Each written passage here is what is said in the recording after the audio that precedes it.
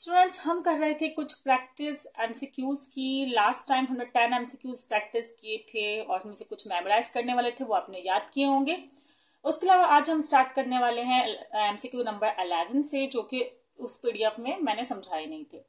आपको class 10 class 12 से related organic chemistry में पढ़ा चुकी हूँ और कुछ टॉपिक्स अभी रहते हैं। आप लोग को जो टॉपिक चाहिए ऑर्गेनिक केमिस्ट्री से रिलेटेड आप लोग कमेंट कर सकते हैं। चैनल इतना पॉपुलर नहीं है, लेकिन अगर आप लोग सपोर्ट करेंगे और देखेंगे तो मेरी उम्मीद नहीं की कोशिश होती है कि अच्छा समझा सकें। उसके अलावा भी जो फ्लॉज है आप लोग हमें बता सकते हैं, ठीक है। अच्छा, ऐसा है कि पहला एमसीक्यूज है 11 alkanoic acid is another name of. Alkanoic acid का दूसरा नाम क्या हो सकता है? देखिए, अल्केनोइक एसिड का दूसरा नाम हो सकता है, ये भी मेमोराइज टाइप है। ओइक एसिड आप ये तो सोच लें, और मैं आपको बता चुकी हूँ कि कार्बोक्सिलिक जो होते हैं ना, वो ओइक होते हैं, ठीक है। अगर आप लोगों ने वीडियोस देखे हो तो मैं सफिक्स जो है वो सबके बता चुकी हूँ, तो आप लोग वो देख लीजिएगा। अभी तो फिलहाल मैं लिख देती हूँ कि 11 का जो एमसीक्यू का आंसर है वो सी है।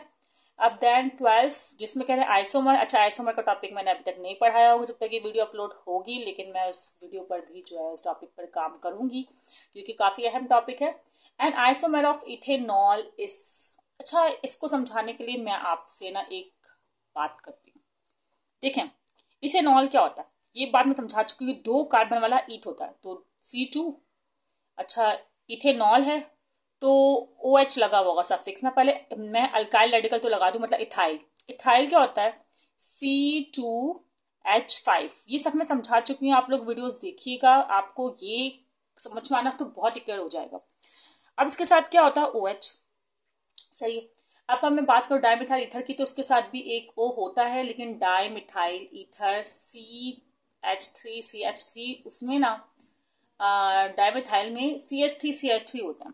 लाइक अगर मैं बता दूं इस तरह होता है ना मिथाइल, फिर ये इस तरह समझा चुकी हूँ कैसे लिखते हैं। लेकिन आप नोट करें कि इसमें भी H5H6 है। Okay, done.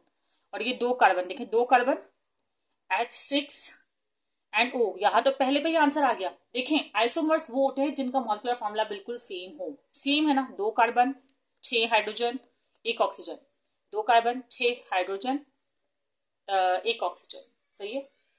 ओके, तो 12 का क्या हुआ आपके पास? आंसर ए, मतलब डाइमिथाइल ईथर। आगे वाले तो देखने की नीड ही नहीं है।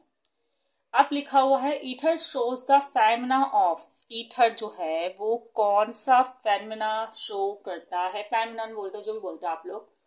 तो ईथर्स में लिखा हुआ है कि पोजीशन आइसोमेरिज्म शो करता है, या फंक्शनल ग्रुप आइसोमेरिज्म शो करता है, मेटामेरिज्म शो करता है, सिस ट्रांस आइसोमेरिज्म शो करता है। अच्छा, मैं सोच रही हूँ कि मैं इसे अपलोड करने से पहले ना आइसोमेरिज्म पढ़ा ही दूँ, लेकिन अगर ऐसा नहीं हुआ तो मैं बाद में जरूर कोई वीडियो अपलोड हुई होगी, आप लोग देख लीजिएगा, सही है। अच्छा, ईथर्स के बारे में बताया कि इस तरह होते हैं। अब इनमें से आइसोमेरिज्म पोजीशन तो नहीं हो सकता ना, क्योंकि ऑक्सीजन तो एक ही जगह में होता है, इसको तो आप छोड़ दें, सही है। फंक्शनल ग्रुप की आइसोमेरिज्म होगा? नहीं, एक ही फंक्शनल ग्रुप की बात हो रही है तो वो आइसोमेरिज्म की हम बात नहीं कर सकते। तो यहाँ पर अगर मैं आपको बताऊं तो आंसर है सी, मेटामेरिज्म। मेटामेरिज्म में एक्चुअली ऐसा होता है, मैं आपको समझाती हूँ किस तरह। जैसे फॉर एग्जाम्पल कि एक अल्काइल रेडिकल से C2H5O एंड C2H5, सही है। इस तरह मैंने एक बनाया। अब मैंने एक इस तरह लिख दिया CH3, मतलब यहाँ पे 2 कार्बन वाले के बजाय 1 कार्बन वाला कंपाउंड, और यहाँ पर 4 पूरे करने ना मुझे कार्बन, तो यहाँ पर 3 कार्बन वाला कंपाउंड कर दिया, सही है। C3 to 6H7, सही है। अब अगर आप इनको काउंट करेंगे ना, देखिए 4 carbon and 10 hydrogen 1 oxygen, 4 carbon 10 hydrogen and 1 oxygen, same है। तो ऐसे स्टेप्स, इसको बोलते हैं मेटामेरिज्म। तो यहाँ पर आएगा मेटामेरिज्म, मतलब 13 का सी आंसर। अब यहाँ पे लिखा हुआ है isomerism exhibited by ethanol and dimethyl ether. Isomerism जो इथेनॉल और डाईमिथाइल ईथर के दरमियान आ रहा है, मतलब देखें इथेनॉल और डाईमिथाइल ईथर के दरमियान जो आइसोमेरिज्म है। आइसोमेरिज्म तो है, ये आइसोमर है, हम पहला एमसीक्यू सॉल्व कर चुके हैं, जिसे बताया है हमने कि ये जो है आइसोमर। अब इनमें अगर आप एक बात नोट करें ना, देखिए ये फंक्शनल ग्रुप है अल्कोहल, सही है, और ये फंक्शनल ग्रुप है ईथर वाला ना। तो फंक्शनल ग्रुप डिफरेंट है इसमें। तो इसका मतलब क्या कह सकते हैं हम कि फंक्शनल ग्रुप आइसोमेरिज्म है इसमें। तो इसका आंसर जो होगा वो होगा ऑप्शन सी। ठीक है, स्टूडेंट एमसीक्यूज नंबर 15 है जिसमें लिखा which one of the following does not show geometric isomerism. इसके बारे में मैं आपको समझाना चाहूंगी अलग से। फिलहाल तो मैं इसका आपको आंसर बता देती हूँ 15 का सी। अगर आप लोग समझना चाहते हैं कि मैं आइसोमेरिज्म के टॉपिक पे सब बातें बताऊं तो कमेंट से मेंशन कर दीजिएगा। अभी जो इसका आंसर है वो है सी, मतलब सी को कह रहे हैं कि ये ज्योमेट्रिक आइसोमेरिज्म परसिस्ट नहीं करता। ज्योमेट्रिक आइसोमेरिज्म क्या होता है मैं अलग से एक्सप्लेन कर दूंगी। क्वेश्चन एमसीक्यू नंबर 16 की बात करते हैं फिलहाल। तो एमसीक्यू नंबर 16 में कह रहे हैं in butyl alcohol the tertiary carbon is bonded to. Butyl alcohol की बात हो रही है। पहले तो हम ब्यूटाइल अल्कोहल बनाएं कि ब्यूटाइल अल्कोहल कैसा होता है। देखें, 4 कार्बन जिसमें होंगे C4 H 4 8 8 + 1 9। ठीक है, आपको पता है अल्काइल हाइड्रोजन लगाना होता है और अल्कोहल लगाना है। ये ब्यूटाइल अल्कोहल हो गया। इसमें कह रहे हैं tertiary carbon is bonded to.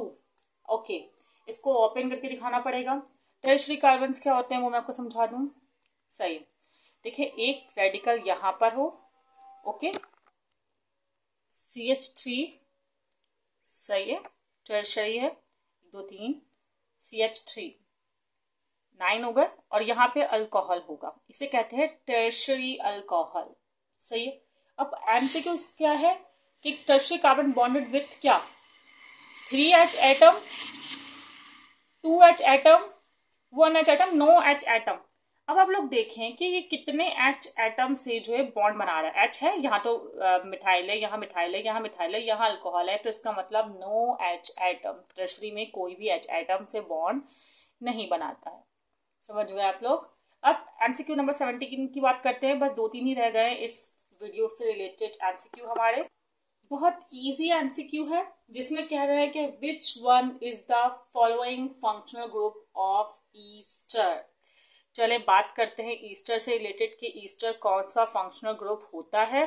तो मैं आपको बता दूं कि जैसे कि यहाँ पे जो पहला फंक्शनल ग्रुप दिखाया जा रहा है इसमें हेलोजन है, तो वो तो हुआ क्या कहते हैं हेलो अल्केन सी ना, हेलो सॉरी एसाइल हैलाइड वगैरह, हेलो अल्केन नहीं, उसमें कार्बोनाइल नहीं होता। अब देखें जिसके साथ OH है, अगर हम ये नहीं है तो OH है, तो वो तो कहलाएगा कार्बोक्सिलिक एसिड। सही है। अच्छा, अब जो ये फंक्शनल ग्रुप मैं लिखने वाली हूँ OR, यही है ईस्टर। ये आप लोग वीडियो से देखकर याद कर चुके होंगे, आपको आइडिया हो चुका होगा। बहुत डिटेल में अच्छा से एक्सप्लेन किया है, डिटेल में लेकिन कम से कम टाइम में एक्सप्लेन किया गया है आपको वो। ठीक है, तो यही है ईस्टर। तो 17 एमसीक्यूज का आंसर हुआ सी। ओके, अच्छा बाद वाला क्या है, एल्डिहाइड है। ओके, लास्ट वाला जिसके बाद आपको नजर आ रहा है वो एल्डिहाइड है। अब है विच ऑफ द फॉलोइंग है zero dipole movement. MCQ number 18 है जिसमें कह रहे हैं कि 4 आपको एग्जाम्पल्स दिए हैं, उसमें कहा गया है इसमें से एक किसकी जीरो डाइपोल मूवमेंट है। ठीक है, तो डाइपोल मूवमेंट का टॉपिक समझना इसके लिए बहुत ज़रूरी है। और वीडियो में अगर मैं तमाम टॉपिक्स बताने लगूंगी तो वीडियो काफ़ी लंबी हो जाएगी। कुछ लोग एमसीक्यूज ही सॉल्व करने के लिए आए होंगे तो इसको मैं अलग से बता दूंगी, लेकिन मैं आपको बताना चाहूंगी कि डाइपोल मूवमेंट एक्चुअली होता क्या है। डाइपोल मूवमेंट ना actually the separation of positive and negative charges. देखिए ये जो कोई भी एलिमेंट होता है ना, इसमें इलेक्ट्रोनेगेटिविटी के डिफरेंस होते हैं, जिसकी वजह से इनमें कोई ना कोई मूवमेंट प्रोड्यूस हो रहा होता है या नहीं हो रहा होता है, डिपेंड करता है। लेकिन फिलहाल ये कह रहा है कि इसमें जीरो डाइपोल मूवमेंट होगा, तो ट्रांस 2 ब्यूटेन की बात कर रहे हैं। इसमें डाइपोल जीरो डाइपोल मूवमेंट होगा। सही है, और समझा देंगे इसको भी अगर आप लोग कहेंगे तो। अभी हम ऑप्शन सी इस पर सिलेक्ट कर रहे हैं। 19 की बात करें, fractional distillation petroleum else only about dash of gasoline. तो कितने % गैसोलीन जो है फ्रैक्शनल डिस्टिलेशन से प्रोड्यूस होती है, तो या तो आप इसमें मेमोराइज करने वाला ये है। तो 19 का जो ऑप्शन आप सिलेक्ट करेंगे होगा बी, 20%। ओके, नेक्स्ट है, लास्ट है एमसीक्यू की भी है इसमें। Which of the following compound will exhibit cis trans isomerism. इनमें से किसमें सिस ट्रांस आइसोमेरिज्म जो है वो होगा। देखें, अगर आप गौर करें, मैंने 18 में डाइपोल मूवमेंट ट्रांस 2 ब्यूटेन में जो है ट्रांस 2 ब्यूटेन सी जो है वो आंसर था। ठीक है, तो वो तो जाहिर हो ही गया कि अब ब्यूटेन में होगा जिसमें डबल बॉन्ड है, cis trans isomerism. Cis trans isomerism actually होता क्या है मैं आपको समझा दूँ। स्टूडेंट्स देखें, एक्चुअली ब्यूटीन जो होता है वो इस तरह होगा, 2 कार्बन होंगे और साथ में समझे मैं यूं बना देती हूँ CH3 एंड CH3, सही है। यहाँ पे हाइड्रोजन होंगे वैलेंसी को पूरा करने के लिए। एक तो ये हो गया, ये वाला कहलाएगा सिस, बराबर में जब 2 रेडिकल हों ये कहलाएगा सिस, ठीक है, 2 ब्यूटीन। अब अगर इसके बरक्स मैं इस तरह कोई कंपाउंड, मतलब कि एक तो CH3 यहाँ रखूं और एक यहाँ रख दूं, इस कंडीशन में ये ट्रांस हो जाएगा, ठीक है। इसी तरह अगर कोई Cl लगा हुआ होता, बराबर बराबर में होता, तो होता सेस, और अगर इस तरह होगा जैसे कि मैं शो कर रही हूँ तो ये होगा ट्रांस, सही है।